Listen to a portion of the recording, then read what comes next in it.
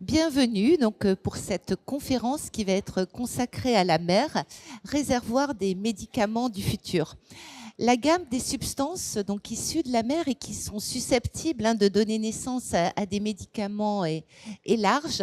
Et donc actuellement, des molécules sont expérimentées dans les champs de la cancérologie, dans la lutte contre les maladies neuroévolutives, virales et même contre la douleur. Pour aborder toutes ces questions, nous avons le grand plaisir d'accueillir Noëlle Galizot, directrice de l'Institut de recherche Neuro6 à Gardanne. Bonjour madame, on vous applaudit. Vincent Doumézeil, conseiller océan au Pacte mondial des Nations Unies. Vous êtes spécialiste des algues, auteur de La Révolution des algues que vous dédicacerez tout à l'heure. Et Franck Zal, fondateur d'Emarina, une société spécialisée dans le développement de transporteurs d'oxygène thérapeutique universel d'origine marine. Vous êtes auteur d'Un trésor sous le sable que vous dédicacerez également. Pour animer ces échanges, Olivier Hertel, journaliste santé au Point. Olivier, c'est à vous. Merci beaucoup. Alors, est-ce que j'ai du son? Vous m'entendez bien? Oui. On va peut-être commencer par une question un peu générale, puisqu'on va voir qu'on va aller se balader pas mal dans les océans depuis les fonds jusqu'à la plage. On va peut-être commencer par une question plus générale sur l'importance, en fait, justement, des ressources marines pour le développement de nouveaux médicaments. Alors, qui veut répondre? Noëlle peut-être, ou la pharmacienne? Oui, je veux bien. Les produits naturels, que ce soit les produits marins ou les produits de phytothérapie, de manière générale, les produits naturels sont une énorme source de molécules extrêmement complexes que la chimie moderne ne peut, pour des raisons techniques, pour des raisons tout simplement d'atomes, de configuration, n'arrive pas à réaliser, ou très mal, ou va s'en approcher. Donc ça nous donne une source de nouvelles molécules que la chimie n'est pas capable de mimer. On n'arrive pas à faire aussi bien que la nature, en fait. Du tout. Voilà. Alors justement, la nature, on va en parler, parce que ça va être un peu même le sujet de cette discussion. On va peut-être commencer par les algues. Donc ça, c'est aussi un ensemble d'espèces assez incroyable, de la plus petite et microscopique jusqu'à certaines qui peuvent faire plusieurs mètres. Et là aussi, c'est une source potentielle de nouveaux médicaments, nouvelles molécules thérapeutiques. Et ça a commencé il y a quand même assez longtemps, et bizarrement pas au bord de la mer, mais plutôt dans les Alpes. Est-ce que vous pouvez nous raconter ça? Ça a commencé il y a très longtemps, ça a commencé avec la naissance de la vie. Et pour répondre à la première question, je pense que l'océan comme une source de médicaments, c'est parce qu'en fait la vie est née dans l'océan. Et sur les 4 milliards d'années d'évolution de la vie sur Terre, il y en a eu quand même 3,5 qui n'ont été que dans l'océan. Donc cette vie, elle a appris avant tout à se développer dans l'océan, et il n'y a qu'à regarder dehors et on a envie de plonger, on est bien quand on voit l'océan. Donc il y a sans doute une relation de l'être humain à l'océan qui a été un peu perdue récemment, mais vous faites référence aux Alpes, où en effet au 19e siècle, il y a une histoire intéressante qui est le développement du crétinisme dans les algues, enfin les problèmes des crétins des Alpes, c'était pas Captain Haddock à l'époque, c'était vraiment une vraie maladie, un problème de développement, le problème de la thyroïde, avec des goitres, avec des retards physiques et mentaux très importants, et une grande récurrence de cette maladie, et personne ne comprenait pourquoi. Et il a fallu attendre plusieurs siècles, alors même si les Chinois avaient compris depuis des millénaires, que c'était l'absence d'iode en fait dans les Alpes qui entraînait une déficience en iode et qui rendait les gens crétins dans le sens le plus médical du terme. Et donc il a fallu inventer le sel iodé, entre guillemets, on a ajouté de l'iode dans le sel, et ça a vaincu cette maladie en quelques années de façon très très efficace, alors que c'était vraiment un mal terrible qui est encore d'ailleurs existant en Afrique de façon assez dramatique. Et je pense que cette histoire est intéressante, mais elle nous rappelle que notre origine elle est dans la mer et que notre santé elle est dans la mer. Et je pense que là, ce qu'il est important de souligner aussi, c'est cet immense potentiel à exploiter. On parle, dans les 20 dernières années, on a découvert 100 000 nouvelles microalgues, on a découvert 150 millions de nouveaux gènes marins. Donc nous, c'est 20 000 gènes dans notre corps, donc il y a vraiment un potentiel encore à comprendre qui est énorme. Ça fait une banque potentiellement énorme. Alors, si je reviens sur les crétins des Alpes, la solution, ça a été quoi? Ça a été de récupérer des algues, d'extraire l'iode de ces algues et de le Tout à fait. C'est de prendre les grandes laminaires qui sont extrêmement riches en iode, d'extraire l'iode et de mettre cette iode dans le sel, puisque quand on fait sécher le sel, en fait, on perd l'iode. Donc on est obligé de le réioder le sel et il est 10 fois plus iodé que du sel naturel de mer en fait. C'est intéressant. Alors justement, on va parler encore de l'iode parce qu'il y a un autre traitement, j'ai envie de dire, assez ancien aussi, qui est la teinture d'iode, qui aussi a eu son heure de gloire, peut-être un peu moins utilisée aujourd'hui, je ne sais pas encore.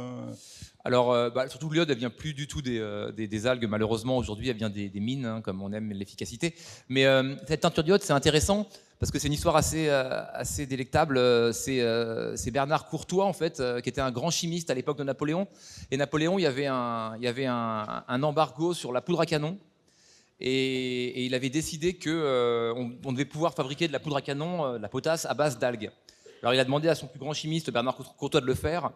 Pour la petite histoire, Bernard Courtois n'a pas réussi, mais un siècle plus tard, les Américains ont repris les travaux de Bernard Courtois au moment de la Première Guerre mondiale et ont réussi. Et une grande partie de la poudre à canon qui a permis de gagner la Première Guerre mondiale, elle venait des algues américaines produites en Californie. Ça, c'est une digression. Déjà les Américains, quoi. Voilà, les Américains vendaient ça aux Anglais. Donc voilà, il va peut-être être temps de retourner vers cette application aujourd'hui, je ne sais pas, vu la tendance de la société. Mais enfin, on va investir dans les algues. En tout cas, Bernard Courtois, en manipulant ces algues, il a fait ressortir une espèce de fumée violette. Et violet en anglais, en grec, c'est iodes. Donc il appelait ça l'iode.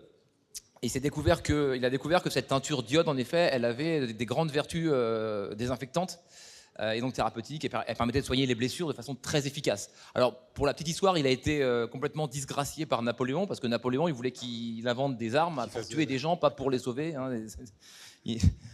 Donc il est mort dans la misère il est mort vraiment inconnu en fait, mais en effet il a découvert la teinture d'iode qui a permis de soigner des millions de personnes sur les champs de bataille et ailleurs au cours des siècles suivants et qui a donné naissance à toute une grande partie de la culture des Guémoniers en Bretagne qui récoltaient les algues pour faire de la teinture d'iode. Antiseptiques, enfin les teintures d'iode. Exactement. D'accord.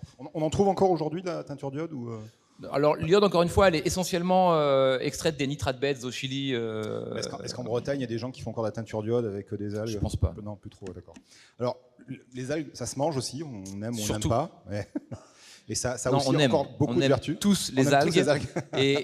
Et souvent on me dit oui, c'est un drôle de goût les algues, mais c'est comme tout en fait. Je vous invite à essayer une fève de cacao ou une pomme de terre crue, c'est pas bon. Alors que des frites ou du chocolat, c'est plus sympathique. Donc les algues, c'est un peu pareil. Il faut apprendre à les cuisiner. Et l'intérêt, c'est que c'est vraiment Hippocrate disait que votre aliment soit votre premier médicament. Et on est vraiment là-dedans. C'est les aliments santé par excellence. On voit au Japon où les algues sont présentes dans 10% des plats, qu'il y a une espérance de vie qui est exceptionnelle, qu'il y a des taux de cancer, d'obésité, de maladies cardiovasculaires et de diabète qui sont extrêmement bas. Et c'est sans doute, alors c'est multifactoriel, mais c'est sans doute dû à cette consommation régulière d'algues. Les algues, elles sont antibactériennes, antifongiques, antivirales, anti-inflammatoires, analgésiques. Ce sont les prébiotiques naturels les plus puissants sur notre microbiote, dont on sait à quel point il est important. Donc c'est vraiment des bombes nutritionnelles avec du zinc, avec des oméga 3 à longue chaîne qui sont tellement importantes, des vitamines B12. On va trouver des protéines. Certaines algues, on va trouver 40% de protéines dans les algues rouges, quand on compare aux 25% de protéines qu'on obtient dans le soja OGM qui a déforesté l'Amazonie. On se dit que ce serait plus malin de cultiver des algues que de déforester l'Amazonie. Ça, c'est un autre problème. Et donc, c'est vraiment des aliments santé par excellence qui sont très bons pour nous, mais aussi pas que pour nous, d'ailleurs pour les animaux et même pour enrichir les sols et développer la culture. Alors du coup, est-ce qu'on peut manger n'importe quel... Si je me balade là sur la plage, que je ramasse un peu des algues, est-ce que je peux manger ces algues-là ou il faut faire attention? Absolument. Alors, ah oui, toutes tant qu'elle sans n'est pas exception. pourrie, tant qu'elle n'est pas pourrie, c'est comme tout, hein, c'est comme les pommes. Hein, si vous voulez manger pourri, c'est le moins bon. soufre. Ouais. Voilà. Mais si vous les cueillez, il y a 12 000 types d'algues. Alors, encore une fois, c'est dur. Elles sont très différentes. Les algues, c'est les plus anciens organismes sur Terre, multicellulaires. Donc les algues vertes, les algues rouges, on confond ça sur la plage, mais elles ont un milliard d'années d'existence. Les algues vertes, elles ont migré sur Terre il y a un demi-milliard d'années d'existence pour donner naissance à toute la végétation que vous voyez autour de vous. Et aujourd'hui, une algue verte, elle est plus proche d'un chêne ou d'un fraisier qu'une algue rouge. La différence entre une algue rouge et une algue verte, elle est plus grande qu'entre un champignon et un éléphant. Donc parler des algues comme ça, c'est assez flou, on va dire. Donc 12 000 types de macroalgues. Je ne parle pas des microalgues qui, elles, peuvent être toxiques, mais les macroalgues, donc les végétaux marins, elles sont toutes comestibles. Donc si vous les cueillez, à part si vous êtes dans une zone très polluée, si vous les cueillez, vous pouvez toutes les manger. Apprendre à les cuisiner, c'est mieux, mais en les mangeant comme ça, c'est possible aussi et c'est très bon. Je fais juste une petite précision parce que dans la région, on trouve quand même beaucoup de Posidonie, qui n'est pas une algue. C'est une et qui herbe marine. Et qui voilà. n'est pas très digeste, donc on ne mange pas de Posidonie. Non, c'est une herbe marine. D'accord. Ouais. Il y a aussi un petit problème avec les algues, on le dit souvent, elles accumulent pas mal de métaux lourds et de polluants. Donc est-ce qu'il faut peut-être pas en manger non plus ad libitum toute la journée et tous les jours, et peut-être varier les plaisirs ou Ouais, alors les réglementations en France sont sujettes à beaucoup de discussions, on va dire, en Europe en général. Une anecdote là-dessus, sur le taux d'iode, on est tous carencés en iode. On a des réglementations qui sont 100 fois plus exigeantes sur le taux d'iode que les Japonais qui en mangent tous les jours. Donc on se retrouve avec des producteurs d'algues en France qui vont envoyer leurs algues au Japon pour les valider sur le marché japonais et les réimporter en France après, alors qu'on est quand même sur un produit local. Donc ça, c'est bon. On a sans doute une immaturité par rapport à ça. En tout cas, pour ce qui est des métaux lourds, j'inviterais les gens à être beaucoup plus prudents sur les poissons qui sont en bout de chaîne que sur les algues, puisque les métaux lourds s'accumulent dans les graisses et donc au fil de la chaîne alimentaire. Donc c'est beaucoup plus dangereux de manger des poissons que de manger des algues, même si évidemment, si vous allez dans une zone extrêmement polluée, vous allez avoir des algues qui ne vont pas forcément être très bonnes, mais elles pourront être utilisées à d'autres choses, à faire des biopackaging, à faire des cotons, enfin des textiles, à faire des engrais pour les champs, etc. Alors, on va reparler encore des vertus thérapeutiques et sur un sujet qui est extrêmement important, c'est l'acné. Là aussi, les algues, ça. Alors, il ne faut pas les tartiner comme ça en les ramassant sur la. Non, je pense que c'est pas le. Non, c'est pas l'idée. Hein. Ouais, c'est ça. Donc, il y a quand même une petite transformation avant.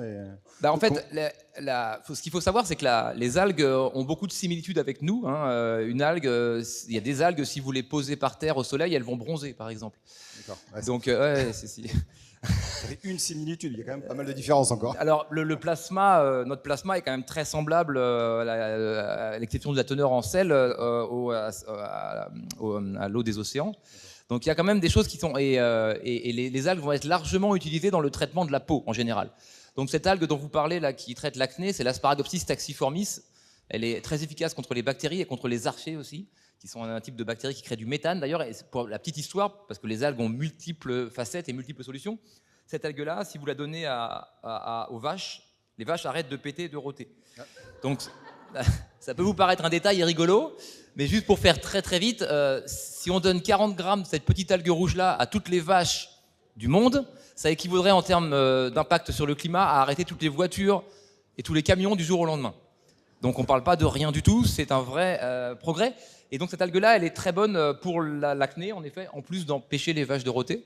Mais les algues en général, dans le Chondrus crispus, qui sont des algues qui se développent dans le Canada, qui résistent au froid, on utilise ces molécules-là pour protéger notre peau. Dans toutes les crèmes pour la peau hydratantes, vous allez trouver des algues.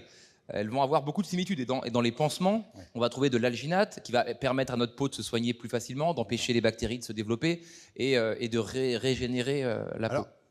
L'acné, c'est hyper important, mais il y a deux sujets aussi qui me semblent très importants, dont on peut parler encore sur les algues assez vite. C'est la première, c'est les laminaires qui sont utilisés en gynécologie. Là, vous allez nous expliquer comment et pourquoi. Et aussi, alors là, on va aller très très loin dans la technologie, mais c'est la thérapie génique aussi, qui fait elle aussi appel à des algues. Alors, on commence par les laminaires et la gynécologie. Je vous en remercie. Okay.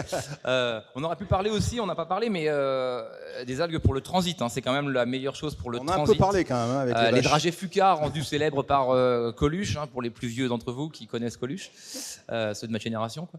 En fait, c'était des Fuca, c'est Fucus, c'est des algues. Voilà. Et le Gaviscon, que certains connaissent déjà, c'est de l'algue pure en fait, qui vient soigner nos estomacs. Donc c'est pour rester dans les mêmes zones que les problèmes gynécologiques. Et donc pour la gynécologie, en effet, on a des. Alors c'est plus mécanique là, c'est des algues qui vont être utilisées pour déclencher le travail lors d'accouchement. Avec dilatation du col de l'utérus. Dilatation du col de l'utérus, absorption des fluides, et qui sont utilisés depuis des siècles. Et encore aujourd'hui, en hôpitaux, on déclenche des accouchements grâce à des stipes. Donc les stipes, c'est la tige de l'hyperborea, qui est donc une algue assez importante qu'on trouve en Bretagne. Et donc on utilise ça. Donc si vous voyez votre voisin courir chercher des algues, peut-être qu'il attend un bel événement, je ne sais pas, faut vous demander. Donc voilà, ça c'est un premier point en effet. Mais en fait, vous allez trouver un ensemble d'applications qui sont absolument énormes. Il y en a un que je trouve particulièrement important et particulièrement intéressant, c'est celui de la rétinite pigmentaire, je crois, ouais. Et de la thérapie génique. En fait, oui, on pense que les plantes n'ont pas d'yeux, mais les plantes ont des yeux, des phytophores, et les diatomées et tous les microalgues ont des des organes qui leur permettent de capter la lumière pour se diriger vers la lumière. Et donc on a utilisé ces protéines présentes dans des microalgues. On a implanté ça dans l'œil d'un aveugle qui souffrait d'une rétinite et on lui a rendu la vue. Donc, alors, le professeur qui a fait ça. C'est pas la vue. Ouais, il voit pas super bien non plus. Il n'est pas devenu stéroïdélite, mais quand même, on a rendu la vue à un aveugle. Alors depuis Jésus-Christ, ça devient populaire, ça, mais quand même, c'est pas mal. Non,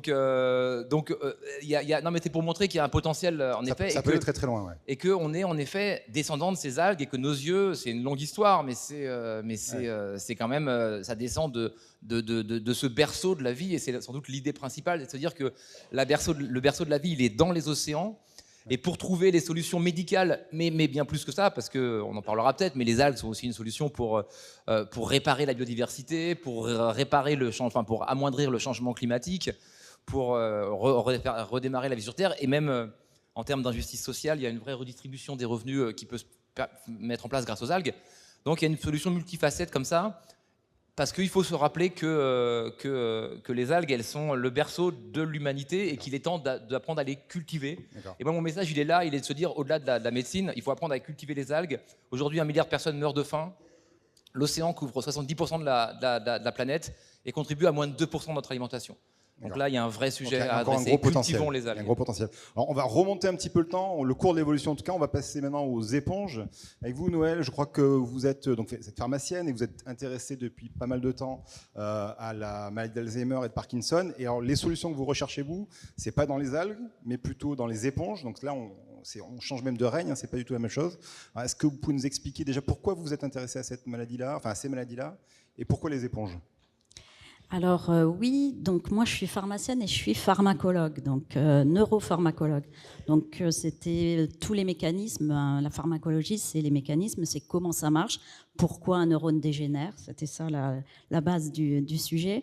Comment est-ce qu'il dégénère, dans quelles conditions. Je rappelle juste que maladie d'Alzheimer ou de Parkinson, mais là ici en l'occurrence Alzheimer, c'est une maladie, ce matin on en a parlé, mais dont le premier facteur de risque c'est l'âge. Même si, bien sûr, on vieillit, on peut très bien vieillir, il n'empêche que l'incidence augmente avec l'âge. Donc nous, dans notre laboratoire à Gardanne, où on est une 50aine, les recherches que je dirige sont vraiment axées à essayer de freiner, parce que le but n'est pas de soigner la maladie d'Alzheimer à l'heure actuelle, mais elle est de freiner son évolution pour essayer de garder le maximum d'autonomie. Le but est de garder une plus grande autonomie le plus longtemps possible. Et pour ça, finalement, c'est d'essayer de trouver des molécules, des solutions, des aliments qui peuvent freiner le cours de la pathologie et en tout cas permettre à ces synapses, parce que je rappelle que la maladie d'Alzheimer, elle commence par des pertes de ces connexions entre neurones qu'on appelle des synapses. C'est la maladie de la synapse froide, c'est-à-dire que les neurones se refroidissent et ne communiquent plus les uns les autres. C'est ça, la maladie d'Alzheimer. Donc, on essaye de chercher, beaucoup de laboratoires, et le mien en particulier, nous essayons de chercher donc, des molécules qui peuvent freiner, qui peuvent même reconnecter et refaire des synapses. Pourquoi maintenant le monde naturel et le monde marin? Parce que, comme je vous le disais tout à l'heure, la chimie a ses limites, et que beaucoup de molécules actives viennent, comme vous le disiez très justement, de la nature, des plantes, et des organismes marins. Si je prends les molécules qui sont acceptées pour la maladie d'Alzheimer, qui soignent plus les symptômes plutôt que la maladie, d'accord, mais qui permettent au début de pouvoir retrouver ses clés, pouvoir rentrer chez soi, qui sont les inhibiteurs d'acétylcholineestérase, qui ont été très critiqués, mais qui ont quand même le mérite d'exister et d'apporter une partie de la solution. Certaines de ces molécules viennent de produits naturels au départ. Ce sont des inhibiteurs pour la plupart que l'on retrouve dans la nature. C'est de l'huperzine A, c'est de la galantamine, tout ça, c'est tiré de plantes. Maintenant, vous avez aussi d'autres plantes et d'autres molécules encore plus sophistiquées quand on rentre dans le monde marin. Donc nous, on s'est intéressé aux éponges.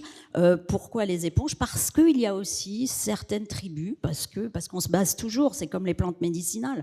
Ça vient pas comme ça un jour où on se pose la question, tiens, je vais tester cette plante, puis je vais voir si ça marche, et si je me souviens mieux où j'ai posé mes clés. Absolument pas. Le but, c'est vraiment d'aller rechercher dans des cultures ancestrales, pourquoi est-ce qu'on a utilisé telle ou telle plante parce que tout simplement, on s'est aperçu que on améliorait les capacités de mémoire, on réduisait un tremblement. Et pour les éponges, vous avez des tribus qui les utilisaient il y a fort longtemps, notamment dans certaines pathologies. Alors on a parlé de pathologie de l'estomac digestive, ça c'est vrai, pathologie cutanée, et aussi on retrouve certaines utilisations pour des facultés cognitives qui ressembleraient peut-être à des troubles de la mémoire. Donc nous, on est parti vraiment sur ces éponges, des éponges très communes. C'est ça, j'allais vous demander, c'est quelles éponges justement? C'est des éponges qu'on trouve un peu partout, ou un peu rares, ou difficiles à trouver? Quelle espèce Alors, toutes les éponges, potentiellement, ont un énorme potentiel avec toutes ces nouvelles molécules. Naturellement, si le but est de développer une molécule, parce que c'est quand même ça notre sujet, c'est de développer des médicaments, il faut aller chercher, la première question, c'est de chercher le sourcing. Si vous allez travailler sur une plante, que ce soit une plante, une algue, une éponge extrêmement rare à l'autre bout de la planète, ça n'a pas d'intérêt. On va trouver des choses très intéressantes qu'on ne sera peut-être pas capable de resynthétiser, donc on ne pourra pas les reproduire, et finalement la recherche va s'arrêter là. On ne va pas aller soigner quelqu'un. Donc le but, c'est vraiment de commencer à essayer d'avoir des sourcings, c'est-à-dire une matière première qui vous est facile à trouver et en grande quantité. Facile d'accès, en grande quantité. Et donc vous travaillez alors, ce sont des éponges, ce qu'on appelle Spongia officinalis. Donc, ça reste officinalis parce que, comme son nom l'indique, c'est un genre particulier. Mais en tout cas, elle est extrêmement commune en Méditerranée, commune en Atlantique. On va la retrouver dans beaucoup de régions du globe. Donc, on la trouve ici dans la région? Oui. Absolument, en Méditerranée, très très bien, autour, par ici. Et ce sont des éponges qui sont communément utilisées comme éponges de bain, par exemple. On va utiliser le cytosquelette, les éponges de bain que vous allez peut-être remettre un avertissement aussi. Les éponges qu'il y a sur le bord de l'évier à la maison pour laver la vaisselle, on est d'accord que c'est pas les mêmes, hein? Non, je dis ça parce que si jamais il y en a qui veulent tester... Non, ça va pas, ça va beaucoup moins bien marcher. Le côté vert là qui gratte. Non, le côté vert surtout ne marchera pas du tout. Ça marche pas. Ouais. Non, il s'agit vraiment d'éponges naturelles. En cosmétique, la cosmétologie est une porte qui a tout souvent été décriée parce que c'est de la cosméto, ça reste quelque chose peut-être d'assez futile.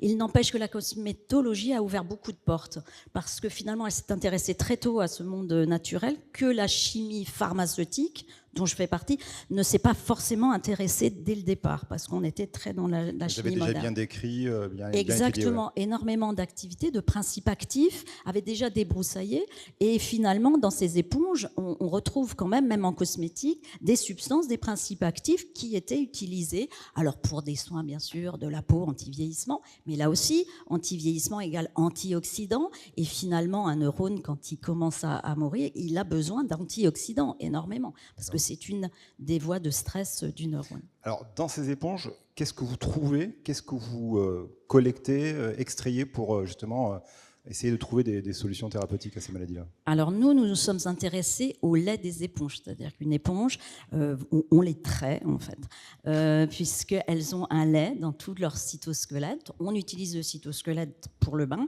Et puis à l'intérieur, vous avez c'est l'éponge, ce qu'on appelle nous l'éponge elle-même, c'est-à-dire ce que vous pouvez voir à l'extérieur, hein, la partie extérieure, le cytosquelette, le squelette de l'éponge. J'ai envie de dire spongieuse. Spongieuse, exactement. Et le lait à l'intérieur, bien sûr, c'est ce qui lui permet tout simplement de vivre, de transporter ses nutriments, de créer des nouvelles molécules aussi toxiques dans son micro-environnement, parce qu'il faut qu'elle se défende contre le milieu extérieur. Donc là, en fait, vous allez avoir plein de métabolites, plein de molécules qui sont très actives. Et c'est ça que nous extrayons. Alors en fait, nous les collectons souvent main dans la main avec les pêcheurs, puisque elles sont ramassées par des pêcheurs.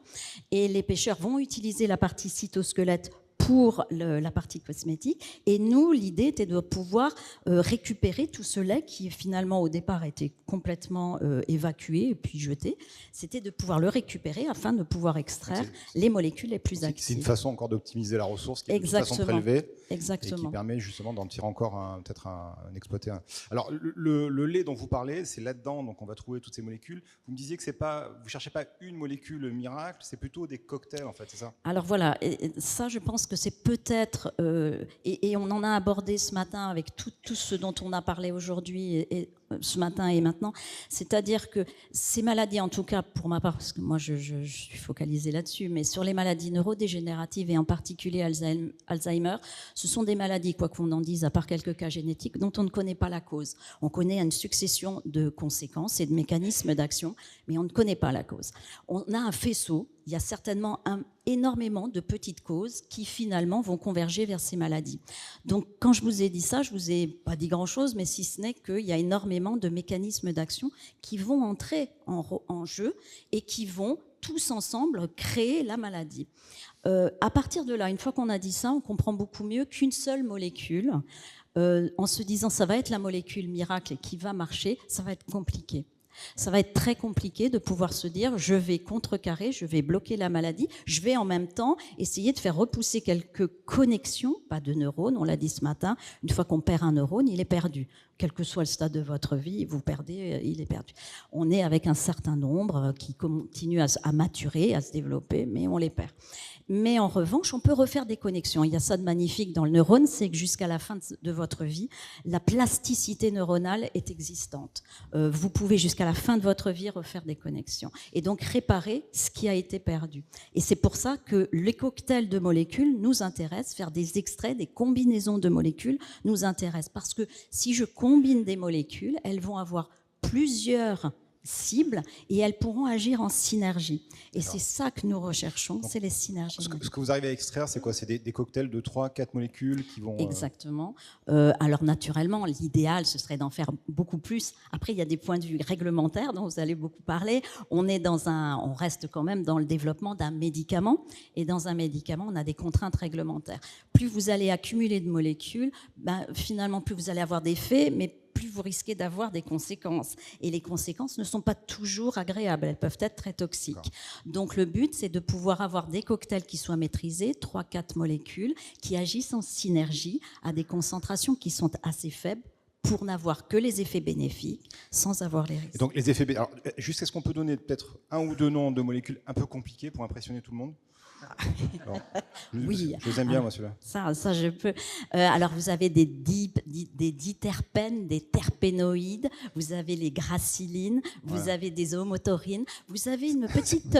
j'en ai plein parce que je pourrais en dire Je crois que plein, vous les avez pas mal impressionnés déjà, là. C'est bien. Donc, l'idée de ces molécules, c'est de protéger les neurones. C'est ça, en fait, finalement. Exactement. Voilà. Alors, il y a deux stratégies à l'heure actuelle en Parc et en Alzheimer. La première, c'est de protéger, c'est-à-dire rendre un neurone plus résistant à un stress dont on ne connaît pas l'origine. D'accord, on sait que c'est l'amyloïde, on sait beaucoup de choses, vous l'avez vu ce matin, mais on essayera de le mettre en survie.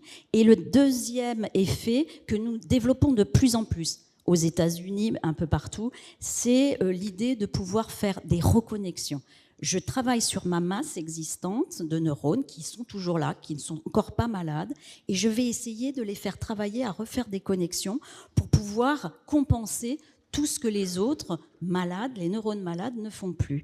Et c'est ce que vous retrouvez avec des alimentations, avec un travail, on vous a parlé de stimulation intellectuelle, lisez, sortez, parce que tout ça active votre plasticité neuronale. C'est ça, la plasticité permet des fois de retrouver des chemins qui étaient perdus. Et si on reconstruit des connexions, c'est peut-être une nouvelle possibilité. C'est tout à fait une stratégie. À l'heure actuelle, les autorités de santé sont énormément là-dessus. C'est-à-dire, on peut, par exemple, et je termine là-dessus, mais sur une maladie de Parkinson, parce que c'est très, très symbolique. Lorsque vous allez avoir un diagnostic de posé, vous avez 70% de vos neurones atteints dans une zone bien particulière qui ont dégénéré. Avant, vous n'aviez pas de symptômes. Qu'est-ce que cela veut dire? Ça veut dire que pendant 15 ans, les neurones qui restaient compensaient et faisaient le travail de ceux qui étaient en train de mourir. Et c'est exactement la même chose en maladie d'Alzheimer. Je perds des neurones, oui, c'est embêtant, mais c'est aussi un processus normal avec le vieillissement. Mais en revanche, de compenser, je peux compenser. Et j'allais dire, la note positive tout de même là-dedans, c'est que vous pouvez compenser et on peut refaire de la synaptogénèse, refaire des synapses, des connexions jusqu'à la fin de sa vie. C'est bien une bonne chose. Alors, je voudrais puisque vous êtes là, Franck Zal, qu'on en profite pour réhabiliter un animal que moi j'aime particulièrement. C'est le ver arénicole, parce que les gens souvent le piétinent sur la plage, alors pas ici parce qu'il y a que des galets, donc ça va être plus difficile à trouver. Mais ce ver est assez extraordinaire. Il a l'air tout à fait commun et anodin, mais en fait il a un pouvoir incroyable. Oui, c'est ça. En fait, donc ce ver, c'est Arenicola marina, un ver qu'on appelle en Bretagne le buzug, que ceux qui sont baladés sur les plages de Bretagne ont vu par les tortillons qu'il laisse. Et en fait, on a montré que chez ce ver marin, il y avait une molécule extraordinaire, puisque en fait, on a trouvé l'ancêtre de nos globules rouges chez ce ver marin. Si vous voulez, je vais vous passer quelques diapositives. En fait, si on peut avoir les diapositives derrière. Je ne sais pas si on les voit pas derrière, peut-être. Si, voilà, ça y est. Voilà. Et donc en fait, ça revient en fait à tout ce qui s'est dit. C'est vrai que en fait, les algues sont apparues il y a très très longtemps. C'est les cyanobactéries. Mais il y a quelque chose qui s'est passé en fait. Donc ces algues ont créé quelque chose, une modification de notre environnement et notamment la production d'oxygène. La production d'oxygène a été vraiment quelque chose d'incroyable qui a drivé en fait toute l'évolution dans les océans, mais également sur la Terre. Et on voit 2,4 milliards d'années, l'oxygène se dégaze en fait dans l'atmosphère et commence à permettre la colonisation de la Terre. Mais comme on disait tout à l'heure, on est resté 3,5 milliards d'années en fait dans l'océan. Comment on est parti de cet océan? Et ça, c'est extrêmement intéressant. Donc, on parlait des éponges. On essaye de regarder en fait quels sont les processus évolutifs. En fait, il y a 500 millions d'années, les organismes ont commencé à sortir de l'océan. Donc, en fait, nos ancêtres, ce sont des organismes marins. Le berceau de l'humanité, c'est l'océan. Et il y a 500 millions d'années, parce que l'air commence à être respirable, on commence à sortir de l'océan. Et par où on passe? Bien évidemment, par les endroits où c'est plus facile, par la plage. L'arénicole qui est ici, encore une fois, qui s'appelle Arenicola marina, s'arrête sur la plage. Ses cousins vont dans votre jardin, ce sont les vers de terre, d'autres vont dans les rivières, c'est les sangsues. Il y a aussi d'autres organismes comme les arthropodes, les crustacés qui commencent à sortir de l'océan. Et ça, c'est extrêmement important parce que cet océan, ici, là, on est à la limite de l'eau et de l'air. Et l'eau et l'air, en fait, en Bretagne, parce qu'il n'y a pas très de grandes marées ici, c'est ce qu'on appelle en fait marée haute, marée basse. Et en médecine, il y a quelque chose qui n'avait pas été découvert ou qui n'avait pas été résolu depuis qu'on est arrivé à découvrir cette molécule, c'est l'ischémie et la reperfusion. J'entendais parler des médecins qui me disaient l'ischémie et la reperfusion, c'est un problème majeur dans les pathologies, mais on ne sait pas le résoudre. Et en fait, ischémie, reperfusion pour le ver. Est-ce qu'on explique ce que c'est que Alors l'ischémie, c'est le problème de circulation sanguine, donc on ne va pas apporter trop d'oxygène puisque les globules rouges ne circulent pas. Et la reperfusion, c'est qu'on apporte trop d'oxygène et là, ça crée des dommages, notamment de stress oxydant. Et finalement, l'ischémie-reperfusion pour le ver, c'est marée haute, marée basse. Et le ver, en fait, depuis 450 millions d'années, il avait répondu à cette problématique qu'on n'avait pas trouvé, identifiée en médecine. Et donc, moi, je me suis lancé dans la biologie marine parce qu'il y a un monsieur, on en a parlé ce midi, qui m'a vraiment drivé en fait dans la biologie marine, c'est le commandant Cousteau. J'ai été scotché devant ses émissions et donc un jour, je me suis dit, je ferai comme le commandant Cousteau et j'ai eu la chance en fait de le rencontrer. Et donc, il m'a fait ma feuille de route. Je suis devenu en fait donc biologiste marin. Et donc, c'est vraiment important. En fait, j'ai vu qu'il y avait des jeunes qui étaient rentrés dans la salle. Donc, allez voir des personnes, posez-leur les questions et ça peut driver en fait des chemins. Et donc, toute la technologie qu'on développe à partir de cette hémoglobine, vous allez voir, ce transporteur d'oxygène, répond à des questions mais de santé publique majeures. Alors, ça veut dire que dans le ver en question, vous avez trouvé une molécule capable de transporter de l'oxygène. Qui est l'ancêtre de nos globules rouges. Voilà. En fait, donc, et ça répond à ces chiffres. Donc, qu'est-ce que c'est que ces trois chiffres? 100 millions, il manque 100 millions de litres de sang dans le monde pour satisfaire les besoins de la population mondiale. On a tous du sang dans cette salle et on aura besoin un jour ou l'autre d'une transfusion sanguine. 350 000 patients, c'est le nombre de personnes qui attendent un greffon, donc une greffe d'organes, rein, foie, pancréas, cœur. Et 30 secondes, c'est un problème de plaie notamment qu'on va trouver chez les personnes qui souffrent de diabète et qui va se terminer par une amputation. Et donc tout ça, ça répond à une problématique qui est l'oxygène, et on en a parlé un peu aussi avec les organismes, la photosynthèse, les algues, etc. Et l'oxygène, c'est vraiment au centre de la vie. Et nous, on a trouvé en fait une molécule qui est ici représentée, et cette molécule, en fait, c'est l'ancêtre de vos globules rouges qui est capable, en fait, il n'y avait pas de typage sanguin, c'est une molécule universelle qui est capable d'être transfusée à tous les groupes sanguins. Et à partir de ça, aujourd'hui, on traite des patients en transplantation. Vous savez, la greffe d'organes, c'est une course contre la montre. Quand on déconnecte un cœur, on n'a que 4 heures. Là, on peut garder un cœur pendant 11 heures. On a gardé en fait des poumons pendant 48 heures au lieu de 6 heures. Donc, on révolutionne complètement la transplantation grâce à une molécule marine chez un ver marin. Alors, juste pour éviter la confusion, ce qu'on amène, c'est pas évidemment c'est de l'hémoglobine seulement. C'est la molécule qui est extraite du verre marin. On ne fait pas de transfusion, on est d'accord. C'est juste on apporte ce complément essentiel, c'est-à-dire celui qui va amener l'oxygène qui est indispensable en transplantation. Mais c'est pas une transfusion sanguine. Non, alors on travaille aujourd'hui aussi sur l'aspect transfusionnel, sur des maladies telles que la drépanocytose, avec Imagine à Paris. Et donc on est en train de trouver un traitement pour éviter la crise occlusive utilisant cette technologie. On a fait aussi des greffes un peu particulières, des greffes de face, dont vous avez probablement entendu parler. Donc ça fait un peu le tour du monde. C'est le professeur Lantieri qui avait greffé cette personne qui s'appelle Jérôme Hamon, qui avait une pathologie qu'on appelle la neurofibromatose. Et donc, vous voyez la face qui était complètement déformée. Il a fait une première transplantation au centre qui a malheureusement été rejetée. Et c'était la première fois qu'on a utilisé la technologie en fait que l'on a développée avec cette nouvelle transplantation. C'est-à-dire que là, ce qui est critique pour que la greffe se passe bien, c'est qu'il y ait un apport d'oxygène suffisant, à la bonne quantité, mais pas trop non plus. Et donc vous pouvez doser exactement la quantité d'oxygène qu'on va prendre. Par exemple, on peut faire une expérience dans cette salle. On va peut-être pas le pousser jusqu'au bout, mais arrêtez de respirer, vous allez tomber sur le sol. Et donc en fait, parce que l'oxygène est indispensable à la vie. En fait, il y a deux choses qui vous permettent de vivre. Respirer, ça c'est important. Se nourrir, c'est aussi important, mais vous pouvez dire je vais passer un repas. Par contre, vous pouvez pas dire je vais passer une inspiration.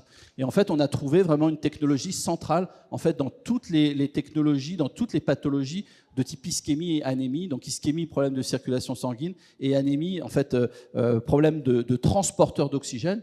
Et contrairement à madame, en fait, nous, on ne développe pas des médicaments. Tout ça, c'est des dispositifs médicaux d'un point de vue réglementaire, puisqu'en fait, on est juste des simples transporteurs d'oxygène. On délivre de l'oxygène dans un simple gradient de pression partielle. Donc, en fait, on est qualifié comme des dispositifs médicaux. D'accord. Et juste pour terminer, en fait, ça intéresse énormément. Je fais le tour du monde. En fait, on me demande d'aller un peu partout dans le monde. Vous n'êtes pas allé très très loin quand même. Là, c'est juste à côté. Mais en fait, on a lancé une fondation aussi pour protéger les océans avec, au départ de la Vendée Globe. Donc, c'est la Vendée Globe Foundation avec des personnalités comme le prince Albert II de Monaco qui soutient, en fait, vous savez, qui est un fervent défenseur des océans. Et j'aime bien cette photo qui résume la biodiversité marine.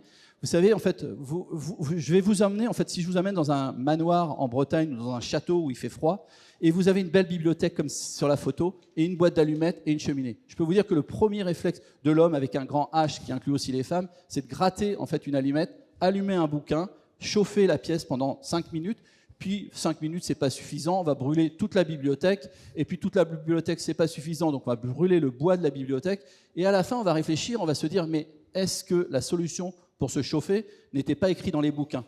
Mais c'est trop tard, vous avez brûlé tous les bouquins, et ça, c'est la biodiversité. Donc, biodiversité, alors, j'espère qu'il n'y a pas de Parisiens dans la salle, c'est pas un mot de bobo parisien, c'est vraiment, on fait partie de la biodiversité, on doit protéger la biodiversité. On a le droit de l'utiliser, mais il faut la protéger. Et j'aime bien un visionnaire comme Léonard de Vinci qui disait « Regarde vers la nature, c'est là qu'est ton futur ». Lui, il avait déjà compris que la nature était une source d'innovation assez monstrueuse, puisque en fait, tout a été développé primitivement en fait, dans les océans. Alors, on a été très bavard, je crois. Et donc... C'est que le temps filtre vite. Voilà, c'est ça. Mais effectivement, je propose que l'on prenne quelques questions dans le public. Oui. Alors, madame, on va commencer par vous. Une question courte, s'il vous plaît. Alors, 2 questions. Pouvez-vous nous parler, s'il vous plaît, des algues de clamate que l'on trouve uniquement dans le lac Oregon? Il semblerait qu'elles soient thérapeutiques. Deuxièmement, il m'a été dit qu'on ne pouvait, moi qui ai des problèmes de thyroïde, de ne surtout pas utiliser des algues. Merci. Alors, monsieur Demézel, rapidement, les clamates, en fait, oui, en effet, c'est unique dans le lac d'Oregon dû à la biodiversité. C'est une microalgue qui va se rapprocher de la spiruline, en fait, que vous connaissez tous. Hein, ça va être dans la même galaxie que tout ça. Et en effet, il y a une société en France qui la produit, en fait, aujourd'hui. Et donc voilà. Donc mais les microalgues ont un potentiel encore plus vaste sans doute et encore plus à exploiter que les macroalgues. On est là sur vraiment un autre sujet. On connaît bien la spiruline, on connaît bien la chlorelle et autres, mais il y a vraiment des beaux potentiels à développer pour les microalgues, dont la clamate. Les problèmes psychologiques, dépression. On va retrouver là tout ce qui est astaxanthine, EPA, DHA, etc., qui vont être extrêmement puissants pour prévenir les problématiques de dépression, mais qui vont avoir de multiples vertus en général. Et l'autre question, c'était sur la l'iode des algues, en effet, qui en cas de problème de thyroïde peut être un problème. Donc si vous avez des problèmes graves de thyroïde, en effet, il faut mieux consulter avant de manger des algues, notamment certaines algues qui vont être riches en iode, telles que le kombu, que vous trouvez dans les restaurants japonais. Mais après, ça concerne vraiment une partie très très faible de la population quand même qui ont des graves problèmes de thyroïde. Merci beaucoup. Alors nous allons partir de ce côté-là. On vous écoute. Oui, bonjour. Il semblerait que le sang de l'arénicole transporterait 40 fois plus d'oxygène que notre propre sang. Est-ce que vous confirmez ? Oui, il y a 156 chaînes de globine, donc c'est une capacité de liaison de 40 fois plus qu'une hémoglobine humaine. Oui. Merci. Et juste pour répondre, pourquoi ? Tout simplement parce que le ver arrête de respirer quand il est à marée basse, et cette molécule joue le rôle de bouteille d'oxygène pour lui attendre la prochaine marée haute. Merci beaucoup. Est-ce qu'il y a une autre question ? N'hésitez pas à lever la main. Oui, de ce côté-ci. Bonjour, alors moi c'est une question vraiment très pratique. Je découvre beaucoup de choses en vous écoutant. Quand je vais faire mes courses, j'achète où les algues ? Parce que je veux bien en manger, je suis d'accord. Quand je vais au rayon poissonnerie, j'ai pas l'impression d'en voir. Ou sur le marché. Il y en a sous le poisson, je crois. Non. Ici, on n'en cueille pas, donc merci madame. Non, mais c'est une très bonne question et je pense que encore une fois, les algues ont un rôle. Moi, je travaille pas dans la médecine, je travaille à l'ONU et moi, je porte les algues comme un vecteur de changement systémique pour notre société, capable de résoudre les problèmes de notre génération, que sont le changement climatique, les problèmes environnementaux, les problèmes sociaux. Donc, en effet, vous dites très bien, c'est-à-dire que tout ce qu'on mange, chaque fois qu'on va manger, on est des acteurs du changement. Si on veut que les algues se démocratisent et aillent dans nos assiettes, il va falloir commencer par nous les demander et les manger. Donc, en effet, merci de votre question, parce que tout ce que vous pouvez faire, vous, chacun d'entre vous ici, c'est demander ce changement et voter pour ce changement, et 3 fois par jour. Donc, pour répondre à votre question de façon très pratique, dans tous les magasins bio, vous allez trouver des algues séchées ou généralement en tartare, ça peut arriver aussi, en préparation. Donc vous allez trouver des algues dans tous les magasins bio en général de France, avec des marques françaises, des algues qui viennent de Bretagne. La mer Méditerranée n'est pas une très bonne mer pour les algues, c'est d'ailleurs pour ça qu'on les a oubliées. Enfin, c'est une longue histoire, mais parce que la prépondérance de la culture gréco-romaine a sans doute un peu effacé les algues. Mais voilà. Mais dans les magasins bio, il y en a et elles sont françaises, donc allez-y, achetez-en et apprenez à les cuisiner. On avait Mauro Calogreco ce matin qui était là, qui est un fervent supporter des algues, qui en cultive 20 différentes, qui a essayé de faire une ferme d'algues dans son restaurant, que je connais bien, puisqu'il est intervenu pour nous à l'ONU, pour en parler. Et donc, les algues, c'est bon. C'est surtout ça qu'il faut se dire. Et c'est bon pour la santé et pour la planète. Merci Alors, beaucoup, on peut madame. en acheter chez Scarlett Lecor. La mythique Scarlett On avait Lecor. dit- La Nous mythique. On avait dit pas de publicité. Nous avons les locaux, mais pas de publicité. Merci. Alors, donc, je ne Est-ce sais que- pas si elle est mythique, mais elle vient à la foire de Nice chaque année. Très Et bien. Depuis 2 ans, Est-ce que vous j'achète toutes mes algues pour toute l'année. Formidable. Scarlett Donc, est la c'était première pas une marin-pêcheur de question, France, C'était une hein. adresse. Alors, est-ce qu'il y a une dernière question ? Il nous reste une petite minute, oui. Ou alors peut-être qu'on va bénéficier de... Quelle incidence le réchauffement des océans va avoir sur les algues ? Merci, monsieur. Alors, forte, évidemment. On a aujourd'hui des perturbations écosystémiques qui sont très importantes. On a perdu la plus grande forêt d'algues au large de la Californie, qui a décimé une étoile de mer et qui mangeait des oursins, et les oursins ont proliféré. Et on a perdu la plus grande forêt d'algues du monde en 5 ans, à 80%. Une forêt d'algues qui absorbait à peu près autant de carbone que l'Amazonie. Donc on a un incendie sur les océans qui se déroule et tout le monde s'en fiche parce qu'il n'y a pas de caméra pour le filmer et on est tous alertés quand l'Amazonie ou les forêts alentours flambent, mais personne se demande ce qui se passe avec ces algues sous-marines. Donc c'est pour ça que je rentre dans le sujet aussi de dire qu'il faut les préserver et les cultiver, il faut les replanter, il faut régénérer l'océan. On n'est plus dans le développement durable. Le développement durable, pour moi, c'est un mot du XXe siècle. Quand on a détruit 50% de la biodiversité, il faut régénérer.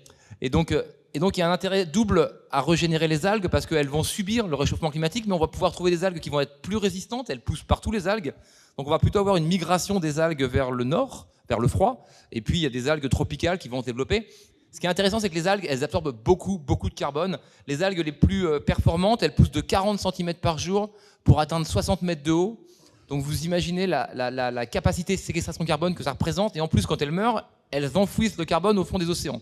Donc c'est de la perte nette.